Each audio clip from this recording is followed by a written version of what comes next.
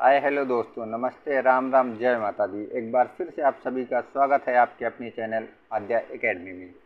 और मैं हाजिर हूँ एक बार फिर से एक नए वीडियो के साथ। तो दोस्तों, हम प्राचीन इतिहास पढ़ रहे थे, जहाँ पे हमने मौर्य काल और मौर्योत्तर काल हमने ख़त्म किया है। और आज हम पढ़ेंगे गुप्त काल और गुप्तोत्तर काल के बारे में डिटेल से। ये आपकी एनसीईआरटी की सीरीज चल रही है, जिससे डायरेक्ट क्वेश्चन आपके किसी न किसी एग्ज़ाम में फंसते हैं, जहाँ भी इतिहास आता है। चलिए दोस्तों, हम आते हैं अपने टॉपिक पर। हमारा पहला क्वेश्चन क्या है कि गुप्त राजवंश का प्रथम शासक कौन है। तो गुप्त राजवंश का प्रथम शासक कौन हो जाता है? श्रीगुप्त हो जाता है। कौन हो जाता है? श्रीगुप्त। और इन्हीं श्रीगुप्त को गुप्त वंश का संस्थापक भी कहा जाता है। अगर आपके क्वेश्चन आ जाए कि गुप्त वंश का संस्थापक कौन है, तो गुप्त वंश का संस्थापक श्रीगुप्त है। अगला क्या हो जाएगा? नगरों का क्रमिक पतन किस एक काल की महत्वपूर्ण विशेषता है। तो नगरों का क्रमिक पतन जो है गुप्त काल की एक महत्वपूर्ण विशेषता है। अगला है क्वेश्चन आपका, प्राचीन भारत में किस राजवंश का शासनकाल स्वर्ण युग के नाम से जाना जाता है।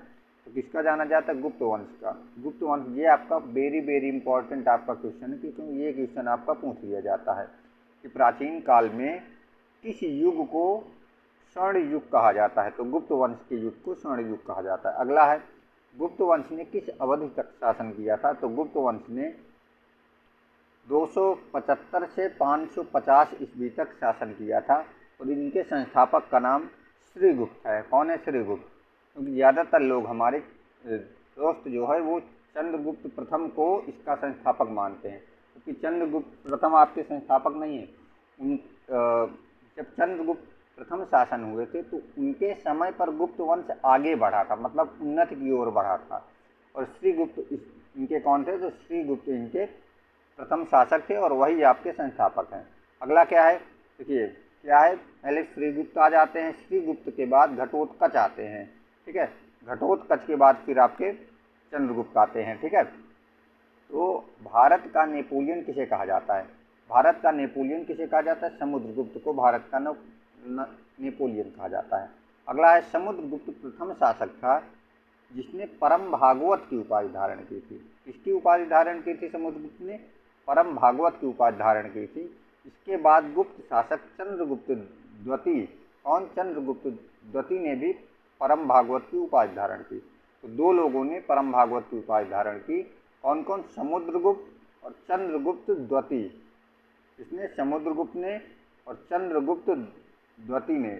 और चंद्रगुप्त द्वितीय को और हम किस नाम से जानते हैं? तो चंद्रगुप्त द्वितीय को ही विक्रमादित्य के नाम से जाना जाता है। इस नाम से, विक्रमादित्य के नाम से चंद्रगुप्त द्वितीय को जाना जाता है। और समुद्रगुप्त और चंद्रगुप्त द्वितीय को परम भागवत के नाम से भी जाना जाता है। अगला है, गुप्त संवत की स्थापना किस शासन के काल पे हुई। तो गुप्त संवत जो चला था चंद्रगुप्त प्रथम के शासनकाल में चला था। चंद्रगुप्त प्रथम राज्याभिषेक इनका हुआ था, उसी समय गुप्त संवत की स्थापना हुई थी। अगला है, किस गुप्त राजा का एक नाम देवगुप्त भी है। तो देवगुप्त किसका नाम है? चंद्रगुप्त द्वितीय का नाम देवगुप्त है। गुप्त काल में उत्तर भारत व्यापार किस पत्तन से संचालित होता है। तो गुप्त काल में उत्तर भारत व्यापार जो है ताम्रलिप्ति से संचालित होता है। किससे? ताम्रलिप्ति पत्तन से संचालित होता है। अगला है, इलाहाबाद स्तंभ अभिलेख, जिसे हम प्रयाग प्रशस्ति के नाम से भी जाना जाता है, समुद्रगुप्त के शासनकाल में सैन्य अभियान के विषय में जानकारी मिलती है। और प्रयाग प्रशस्ति लेख जो है इसको लिखा किसने था? तो इसको लिखा था समुद्रगुप्त के ही मंत्रिमंडल में थे हरिसेन। कौन थे? हरिसेन। क्या नाम था? हरिसेन। उन्होंने लिखा था। तो आपको याद ये भी रखना है कि किसने लिखा है। तो हरिसेन ने इसको लिखा है। अगला है, किस गुप्त शासक ने सर्वप्रथम सिक्के जारी किए थे। तो चंद्रगुप्त प्रथम ने सर्वप्रथम सिक्के को जारी किए। गुप्तकालीन स्वर्ण सिक्कों को क्या कहा जाता था? तो गुप्तकालीन स्वर्ण सिक्कों को दीनार कहा जाता था।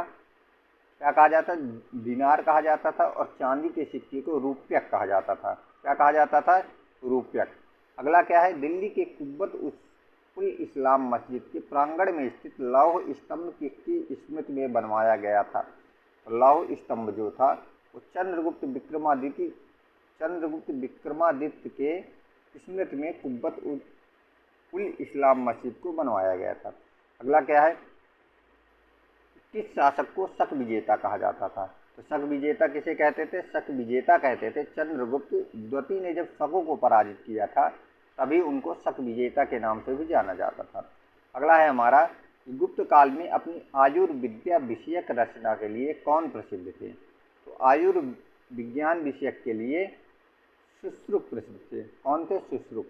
और चरक, हमारे चरक इसमें नहीं आते हैं, ठीक है, सुश्रुत इसमें आते हैं, क्योंकि आपके एग्जाम में जब आपके ऑप्शन रहेंगे तो उसमें चरक भी रहेगा और सुश्रुत भी रहेगा। तो गुप्त काल के सुश्रुत हैं, चरक नहीं है, ठीक है। चरक किसके समय पे? चरक आपके बिंबिसार के समय पे थे, जब बुद्ध की तबीयत खराब हुई थी तो बिंबिसार ने चरक को उनकी दवा के लिए भेजा था। अगला है हमारा, चंद्रगुप्त के नवरत्न में से कौन फलित ज्योतिष से संबंधित है? तो कौन फलित ज्योतिष से संबंधित है? छपड़क है। कौन है? छपड़क जो है फलित ज्योतिष से संबंधित, मतलब ज्योतिष विज्ञान के उस समय ज्ञाता कौन थे गुप्त काल में? तो छपड़क उनका नाम है। अगला है, चंद्रगुप्त द्वितीय स्वयं एक विद्वान और विद्वानों का आश्रयदाता था। इनके दरबार में 9 विद्वान रहते थे। कौन रहते थे? 9 विद्वान रहते थे। और इसी 9 विद्वान के समूह को किस नाम से नवरत्न के नाम से जाना जाता। अब आपको कमेंट बताना है कि इतिहास में और किस के दरबार में नवरत्न रहते थे? कौन रहते थे? नवरत्न। और किसके दरबार में रहते थे? आपको कमेंट बॉक्स में उस राजा का नाम जरूर बताना है। अब इनके चंद्रगुप्त द्वितीय के दरबार में जो नवरत्न रहते थे उनके नाम क्या है? कालिदास, धन्वंतरी, छपड़क, शंकु, बेताल भट्ट, अमर सिंह, घटकरपर और वाराह मिहिर, वरुरुचि जैसे विद्वान रहते थे।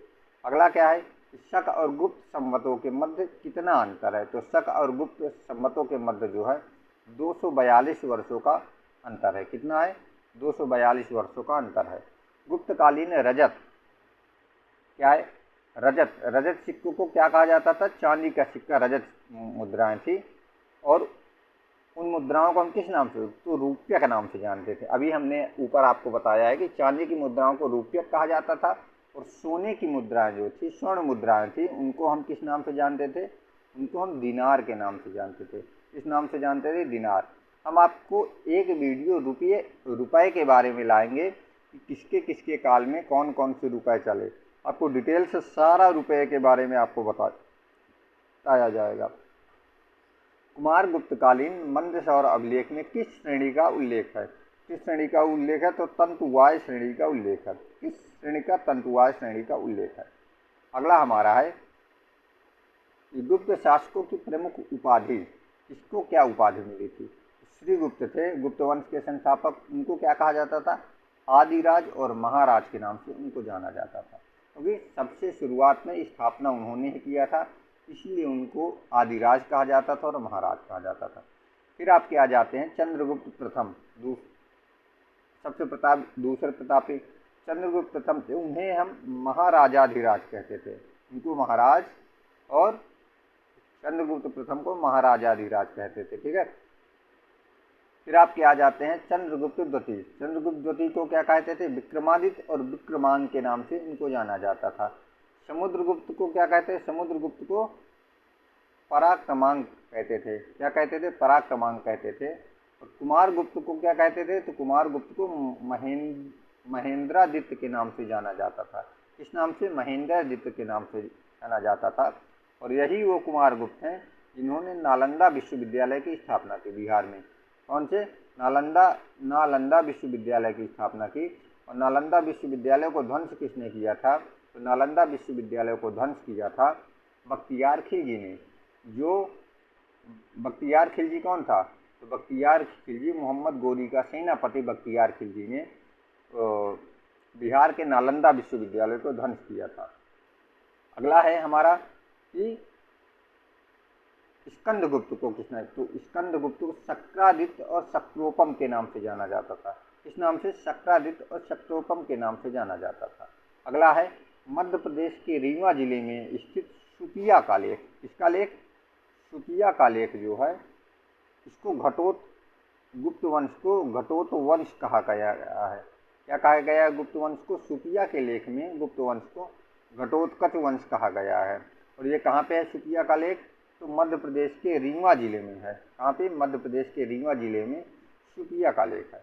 अगला हम आपको बताएंगे कि अधिकारी, गुप्तकालीन अधिकारी कौन थे और वो किस विभाग के अधिकारी थे? तो सेना का सर्वोच्च अधिकारी महासेना नायक कहा जाता था। सेना की आवश्यकताओं की पूर्ति करने वाला प्रधान अधिकारी कौन था? तो रणभांडागारिक, क्या कहते थे उसको? रणभांडागारिक कहते थे। तो प्रधान सेना की आवश्यकताओं की पूर्ति का प्रधान अधिकारी, मतलब सेना में जो भी आवश्यकताएं होती थी उसको देखता था। तीसरा है युद्ध व शांति का प्रधान कौन था? तो युद्ध और शांति का प्रधान था महासंधि विग्राहक। महासंधि विग्राहक जो था वो युद्ध में शांति का प्रतीक था, मतलब संधि करवाने था। अगला है राजकीय कोष का प्रधान कौन था? तो राजकीय कोष का प्रधान जो था उसको हम क्या कहते हैं? महाभांडागाराधिकृत। क्या कहते हैं? महाभांडागाराधिकृत कहते थे। अगला है अभिलेख विभाग का प्रधान महाअक्षपटलिक कहा जाता था। क्या कहा जाता था? महाअक्षपटलिक। केंद्रीय सचिवालय का प्रधान सर्वाध्यक्ष कहा जाता था। राजप्रसाद का मुख्य सुरक्षा अधिकारी महाप्रतिहार कहा जाता था। भूमि कर वसूलने वाले विभाग का अधिकारी ध्रुवाधिकरण कहा जाता था। दान विभाग का प्रधान जो था अग्रहारिक कहा जाता था। सेना का सेनापति सर्वोच्च अधिकारी था, उसे हम महाबलाधिकृत कहते थे। क्या कहते थे उसे? महाबलाधिकृत कहते थे। न्यायाधीश था, उसे हम महादंड नायक कहते थे। क्या कहते थे? महादंड नायक सेना न्यायाधीश को कहते थे। अगला है पुलिस विभाग का सर्वोच्च अधिकारी क्या था? दंडपाशिक कहते थे। क्या कहते थे? दंडपाशिक। शिक्षा अधिकारी जो था उसे हम कहते थे विनय स्थित स्थापक कहते थे। क्या कहते थे? विनय स्थित स्थापक के नाम से उनको जाना जाता था। अब अगला हम आ जाएंगे गुप्त काल में कृषि व्यवस्था के महत्वपूर्ण लक्षण क्या था? तो गुप्त काल में जो कृषि व्यवस्था का लक्षण था वो सामंतवाद का प्रारंभ था। क्या था? सामंतवाद का प्रारंभ। अगला है हमारा कि गुप्तकालीन भूमि वर्गीकरण को क्या कहते थे? गुप्त काल का जो भूमि वर्गीकरण किया गया था उसको किस प्रकार किया गया था? तो खेती करने वाले योग्य भूमि को, जिसमें खेती की जाती थी, उस भूमि को हम क्षेत्र कहते थे। क्या कहते थे? क्षेत्र। निवास करने वाले भूमि को हम वास्तु कहते थे। जो भूमि कृषि योग्य नहीं हो, मतलब एक प्रकार से बंजर हो, उसे हम क्या कहते थे? खिल कहते थे। जंगली भूमि को हम क्या कहते थे? जंगली भूमि को हम अपरहत कहते थे। क्या कहते थे? अपरहत। और पशुओं के चरने के लिए छोड़ी जाने वाली भूमि को हम चारागाह के नाम से जाना जाता था।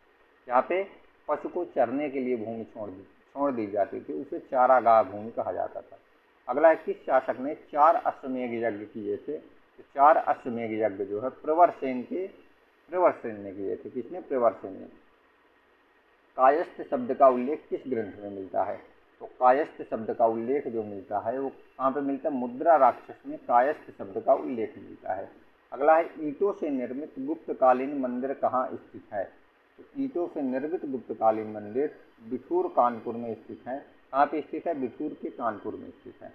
अगला है हमारा कुमार गुप्त के समय में ही मध्य भारत में रजत सिक्कों का प्रचलन हुआ। इस सिक्कों का? कुमार गुप्त के शासन में रजत सिक्कों का प्रचलन हुआ और उसमें महेंद्रादित्य की उपाधि धारण की थी। इसने कुमार गुप्त ने महेंद्रादित्य की उपाधि धारण की थी। नालंदा विश्वविद्यालय की स्थापना कुमार गुप्त ने ही की थी। अगला है हमारा कि गुप्त काल में पैठन का प्रसिद्ध क्या कारण है? तो पैठन जो था वो व्यापारिक मंडी के लिए प्रसिद्ध था। किसके लिए? व्यापारिक मंडी के लिए प्रसिद्ध था। अगला है शतरंज का खेल भारत में गुप्त काल के दौरान प्रारंभ हुआ था, जहां इसे चतुरंग के नाम से जाना जाता था। किस नाम से? चतुरंग के नाम से जाना जाता था।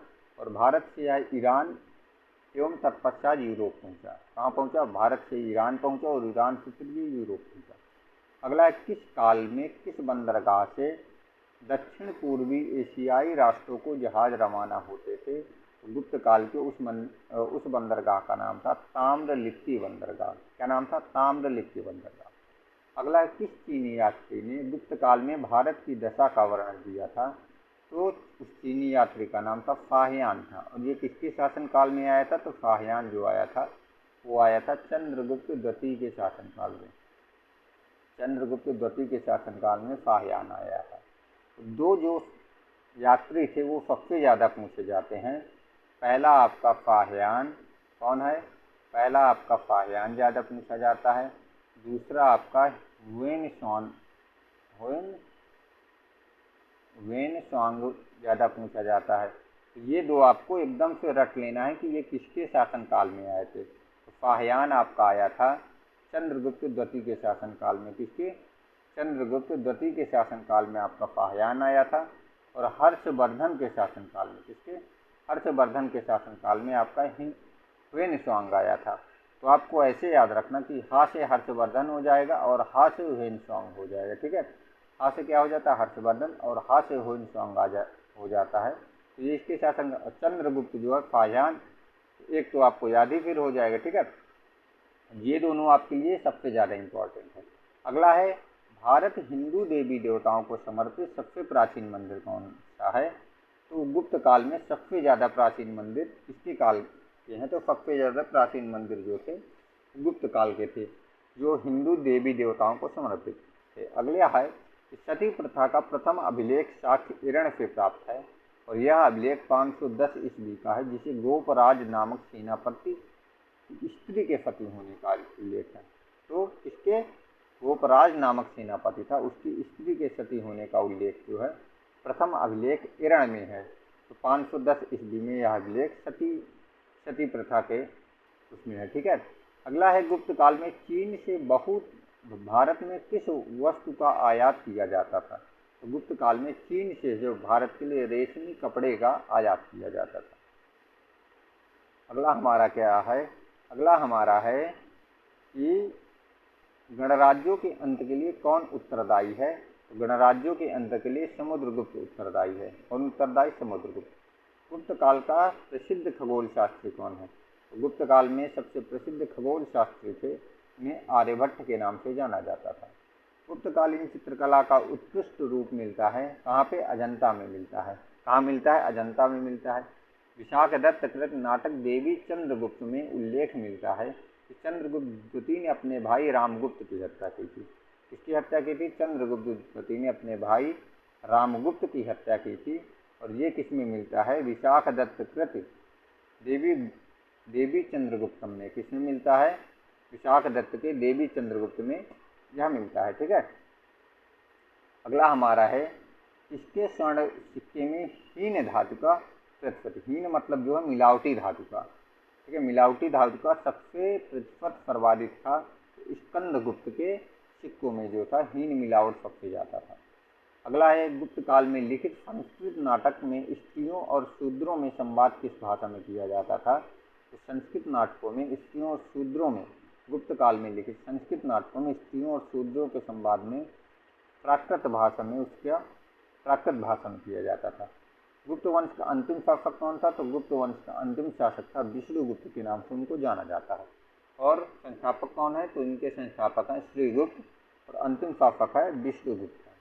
अगला है, चंद्रगुप्त द्वितीय विक्रमादित्य को किस कारण से शकारी कहा जाता था? तो चंद्रगुप्त विक्रमादित्य को या चंद्रगुप्त द्वितीय को शकों पर विजय के कारण शकारी कहा जाता था। इस अभिलेख में समुद्रगुप्त को लिच्छवी दौहित्र के नाम से बताया गया। लिच्छवी दौहित्र के नाम से प्रयाग अभिलेख में बताया गया है। अगला है, हुरों ने स्कंदगुप्त के शासनकाल में आक्रमण किया था, इसलिए स्कंदगुप्त ने हुरों पर विजय प्राप्त किया। इस पर विजय प्राप्त की? हुरों पर। तो आपका ये क्वेश्चन पूछा जाता है कि हुरों पर विजय किसने प्राप्त किया? किस गुप्त शासक ने हुरों पर विजय प्राप्त किया? किसने प्राप्त किया? स्कंदगुप्त ने हुरों पर विजय प्राप्त किया। अगला है, गुप्त काल में श्रेणियों से बड़ी संस्था जिसकी शिल्प श्रेणियां सदस्य थी को क्या कहा जाता था? उसको हम निगम कहते थे। क्या कहते थे? निगम कहते थे। अग्रहार से क्या तात्पर्य है? तो अग्रहार से तात्पर्य है ब्राह्मणों को दिया जाने वाले भूदान। ब्राह्मणों को दिया जाने वाले भूदान को हम अग्रहार के नाम से जानते हैं। विदिशा के पास उदयगिरी बुद्ध गुफाओं का निर्माण है तो किस काल में बनाया गया है, तो इसका निर्माण जो है गुप्त काल में इसका निर्माण किया गया है। कहाँ है? विदिशा के उदयपुर में। अगला है हमारा कि वाराह गुहा का निर्माण किस देवता के सम्मान में किया गया है, तो वाराह गुहा का निर्माण भगवान विष्णु के लिए किया गया है। आप इसको ऐसे याद कर सकते हैं कि भगवान विष्णु ने ही वाराह का रूप धरा था, तो इसीलिए विष्णु भगवान की वहाँ पे मूर्ति स्थापित है। अब गुप्त साम्राज्य के समकालीन राजवंश कौन कौन से थे? उस समय जिस समय गुप्त काल था उस समय उनके साथ समकालीन कौन कौन से राजवंश थे? तो वाकाटक कौन है? वाकाटक राजवंश है जिसकी स्थापना 555 ईस्वी 350 ईस्वी दो लोगों ने की, जिसमें बिंद शक्ति आपका सबसे ज़्यादा आपका पूछा जाता है कि वाकाटक राजवंश के संस्थापक कौन है, तो बिंद शक्ति का नाम सबसे ज़्यादा आता है। नाग राजवंश 305 ईस्वी में भवनाग ने किया। किसने किया? नागवंश का 305 ईस्वी में भवनाग ने किया इसकी स्थापना। त्रैकूटिक राजवंश की स्थापना 515 ईस्वी में इंद्रदत्त ने किया। किसने की? इंद्रदत्त ने त्रैकूटिक राजवंश की स्थापना की। हूण राजवंश की स्थापना किसने की? तो हूण राजवंश की स्थापना 500 ईस्वी में तोरमाड़ ने की। किसने की? तोरमाड़ ने हूण वंश की स्थापना की। शालंकायन राजवंश की स्थापना किसने की? तो शालंकायन राजवंश की स्थापना 300 ईस्वी में देववर्धन ने की। किसने की? देववर्धन ने। अगला है हमारा विष्णुकुंडिन राजवंश। क्या नाम है? विष्णुकुंडिन राजवंश 475 ईस्वी में विक्रमेंक प्रथम ने किया। किसने किया? विक्रमेंक प्रथम ने। माथुर राजवंश जो है 325 और 350 ईस्वी में, 325 में अच्युत ने किया और 350 में शंकर वर्धन ने किया। किसने? शंकर वर्धन ने इसकी स्थापना की। अगला है कल्हड़ के अनुसार अशोक ने अपने शासन के 7वें वर्ष में कश्मीर को जीता। किसे जीता? कश्मीर को जीता। और कश्मीर में श्रीनगर की स्थापना की। तो कश्मीर में श्रीनगर की स्थापना किसने की? तो अशोक ने कश्मीर में श्रीनगर की स्थापना की। अब हमारा अगला चैप्टर है गुप्तोत्तर वंश। गुप्त वंश के बाद का वंश कौन कौन से थे? ठीक है, तो हमारा अगला क्वेश्चन है गुर्जर प्रतिहार वंश की स्थापना किस शासक ने की है? तो गुर्जर प्रतिहार वंश की स्थापना नागभट्ट प्रथम ने की। किसने की? नागभट्ट प्रथम ने गुर्जर प्रतिहार वंश की स्थापना की। राष्ट्रकूट साम्राज्य की स्थापना किसने की? तो राष्ट्रकूट साम्राज्य की स्थापना दंतदुर्ग ने की। किसने की? दंतदुर्ग ने राष्ट्रकूट राजवंश की स्थापना की। गुप्तोत्तर काल में भारत में मुख्य किसका आयात किया जाता था? तो गुप्तोत्तर काल में भारत में मुख्यतः घोड़ों का आयात किया जाता था। किसका? घोड़ों का। अगला है मौखरी शासकों की राजधानी कहाँ है? तो मौखरी शासकों की राजधानी कन्नौज है। क्या है? कन्नौज मौखरी शासकों की राजधानी है। सम्राट हर्षवर्धन ने अपने शासनकाल में कन्नौज तथा प्रयाग में 2 बौद्ध महासम्मेलनों का आयोजन किया। कौन कौन से 2 महासम्मेलन थे? कन्नौज और प्रयाग में 2 बौद्ध महासम्मेलनों का आयोजन किया। ठीक है, कहाँ पे? एक कन्नौज में किया और एक प्रयाग में किया। हर्षवर्धन ने बौद्ध सम्मेलनों का आयोजन किया। अगला है बाल विवाह की प्रथा किसके शासनकाल में आरंभ हुई? तो बाल विवाह की प्रथा जो है कुषाण काल के शासनकाल में प्रारंभ हुई। प्राचीन भारत में सिंचाई कर क्या है? प्राचीन भारत में सिंचाई कर को क्या कहा जाता था? तो विदक भागम के नाम से सिंचाई कर को बोला जाता था। अगला है हर्ष के प्रशासन में अवंती युद्ध और शांति का अधिकारी था। कौन था? हर्ष के प्रशासन में अवंती जो है युद्ध और शांति का अधिकारी था। इसके अतिरिक्त कुछ अन्य अधिकारी भी हैं इसके हर्ष के शासनकाल में, जैसे सिंहनाद है। तो सिंहनाद किसका? सेनापति सिंहनाद को कहा जाता था। अश्व सेना के प्रधान को अश्व सेना का जो प्रधान था उसे हम कुंतल कहते थे। क्या कहते थे? कुंतल कहते थे। हस्त सेना का प्रधान कौन था? तो हस्त सेना का प्रधान स्कंदगुप्त था। नागरिक प्रशासन का प्रमुख कौन था? तो नागरिक प्रशासन का प्रमुख सामंत और महाराज के नाम से जाना जाता था। अगला 3री शताब्दी में वारंगल किस लिए प्रसिद्ध है? तो 3री शताब्दी में वारंगल जो है लोहे के यंत्रों और उपकरणों के लिए प्रसिद्ध है। वारंगल किसके लिए प्रसिद्ध है? लोहे के यंत्रों और उपकरणों के लिए प्रसिद्ध है।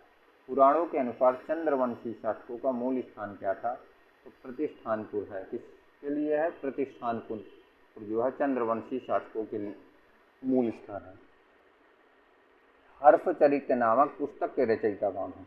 तो हर्षचरित नामक पुस्तक के रचयिता बाणभट्ट हैं। कौन है? हर्षचरित पुस्तक के रचयिता बाणभट्ट हैं। अगला है हर्ष का शासनकाल कब से कब तक था?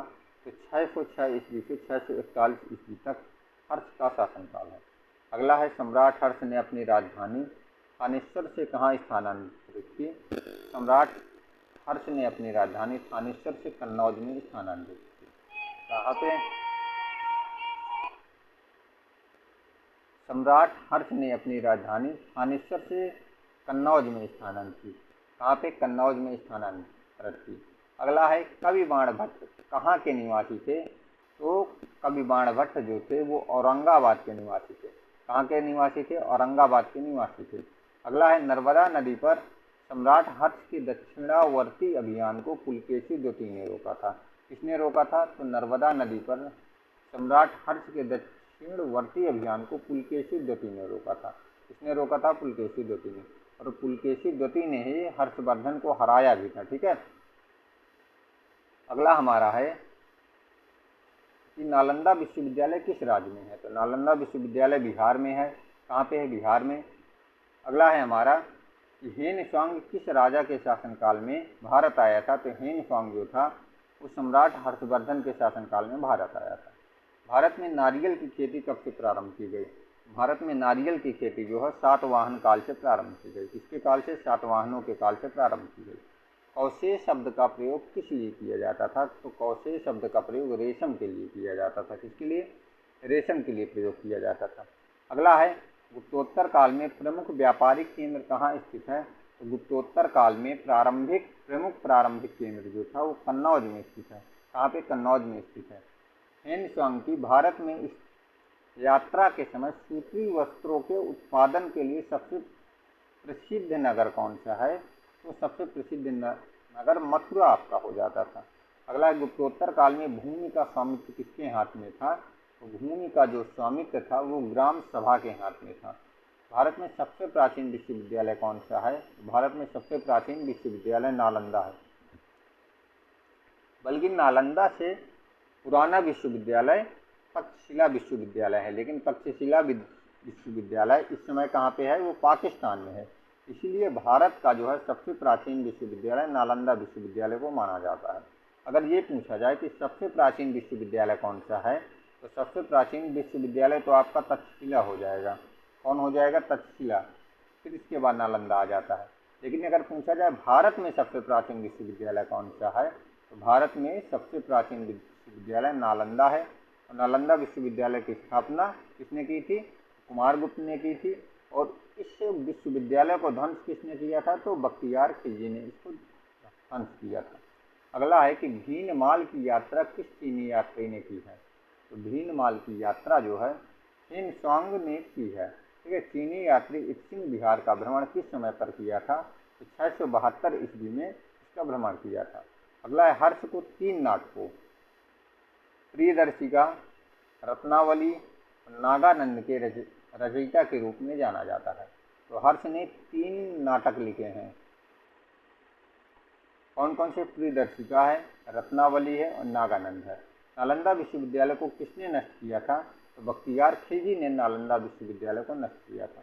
अगला किस काल में जजमानी व्यवस्था कहलाने वाली एक नए प्रकार की सामाजिक संरचना का भारत में प्रसार हुआ? तो उत्तर गुप्त काल में जजमानी व्यवस्था की स्थापना हुई। अब कौन कौन से चीन से दूध भेजने वाले शासक, चीन में दूध भेजने वाले शासक कौन कौन से हैं? तो किस वंश ने चीन में अपने अपने दूध भेजे हैं? किसने भेजे? पहला तो हर्षवर्धन ने भेजा, नरसिंह द्वितीय ने भेजा, नरसिंह द्वितीय, तीसरा यशोवर्मन ने, कुलोतुंग ने। तो हर्षवर्धन जो था वो पुष्यभूति वंश का था। कहाँ का था? पुष्यभूति वंश का। नरसिंह द्वितीय था वो पल्लव वंश का था। यशोवर्मन कन्नौज नरेश थे। और कुलोतुंग प्रथम जो था वो चोल वंश का था। इन्होंने अपने अपने काल में यहाँ पे चीन में अपने दूध भेजे थे। अब एक है हमारा लास्ट क्वेश्चन है कि मौर्यों द्वारा निर्मित सुदर्शन झील काठियावाड़ की जो है उसका जीर्णोद्धार शक शासक रुद्रदामन प्रथम ने करवाया था। किसने करवाया था? तो रुद्रदामन प्रथम ने करवाया था। तो हमारा गुप्त काल और गुप्तोत्तर काल हमारा यहीं से खत्म होता है।